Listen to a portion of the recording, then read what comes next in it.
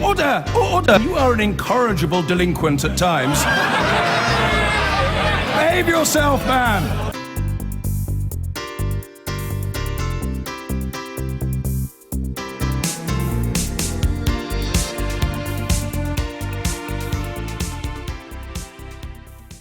Channel 4 News has learnt that a Home Office-led review has accepted demands that police firearms officers be treated initially as witnesses rather than suspects in the event of a shooting.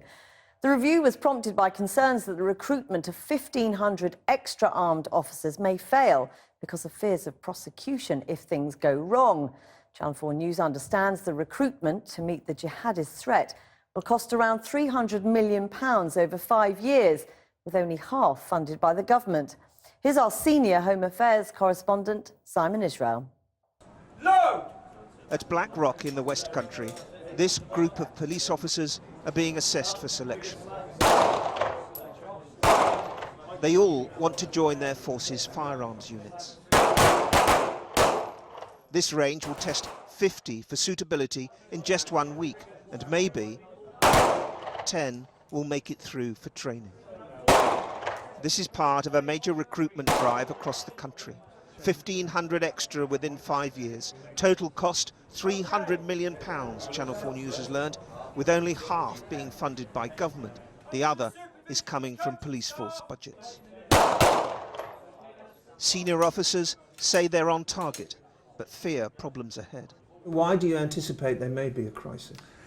Well, a crisis is a strong word, but there is a potential that we won't get enough volunteers, and that's for a variety of reasons. And the main reason really is the pressure that officers come under, not just from themselves, but from family and friends around why would you put yourself in that situation where, despite, you know, world-class training, one day you might have to make a split-second decision to pull the trigger and discharge your firearm. If it goes wrong for officers, they could be going to jail. Last November's Paris attacks prompted David Cameron to order a review of legislation and processes when armed police in the UK opened fire. Channel 4 News has been told that review, carried out by the Home Office, is now complete and favourable to police concerns. I've met many officers in post-incident situations, so when they've been involved in a shooting, and it's not the sort of high fives and macho behaviour, I can absolutely assure you. They are traumatised by what they've just been through, and to require them to provide detailed accounts straight after the incident, I think is too much. Is that the only thing? Well, and that's the major issue. Channel 4 News understands the review's accepted the need to treat officers initially as witnesses, not suspects, when there's been a shooting in the real world, and that an outright ban on conferring could be lifted. And in the real world, that's likely to calm fears around future recruitment. But the Home Office, in a statement, insisted that the work of the review is ongoing and that no conclusions have yet been drawn, and to suggest otherwise would be entirely incorrect. Back at Black Rock, there are now cognitive evaluations to weed out the unsuitable. This is known as the ice bucket test. A hand immersed in ice for 45 seconds, then straight into a pressured scenario.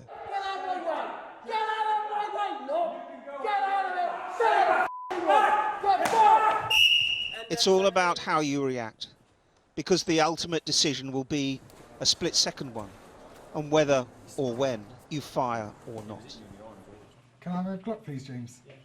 This officer, with 10 years' service, passed that ice bucket test and many more. He's now awaiting deployment to an armed response team in Gloucestershire. And like the others we filmed, we agreed not to show faces. You're not worried about being held accountable for your actions in this role? I'm not, no. We've got, as part of the training, we had post-incident procedures which show there is a support mechanism there for the officers should the worst case scenario happen. Do you trust that system? I do trust the system, and I trust the colleagues and the people that speak to me. The attacks in France are seen by senior officers here as a game changer. And so it follows, to use another cliche, that the rules of the game are also changing. Simon Israel reporting. Well, earlier I spoke to Shay Donald of the Police Federation, who speaks for armed officers, and to Deborah Coles of the campaign group Inquest. I began by asking Deborah Coles what was wrong with what's expected to come out of the review. There can be nothing more serious than a police officer shooting a citizen dead. Now, we all recognise that the police have got a very difficult and challenging job to do. But where that happens, there must be the most robust investigation.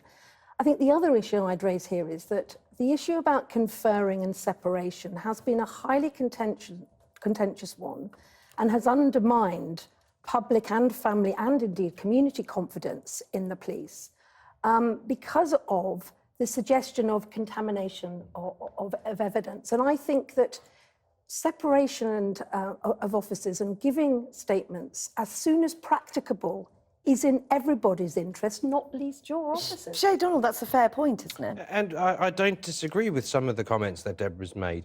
We do give statements immediately after the incident with IPCC supervision. But the issue of conferring is controversial and problematic, isn't it? There's a difference between conferring and collusion. So let's dispel those two myths. Conferring, there is an ability within law to confer as long as it's referenced within the statement.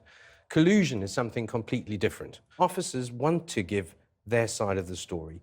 They do not want to collude. Deborah Coles, I mean, isn't it true that the landscape has changed? The terror threat has changed the landscape and therefore the rules perhaps do need to change?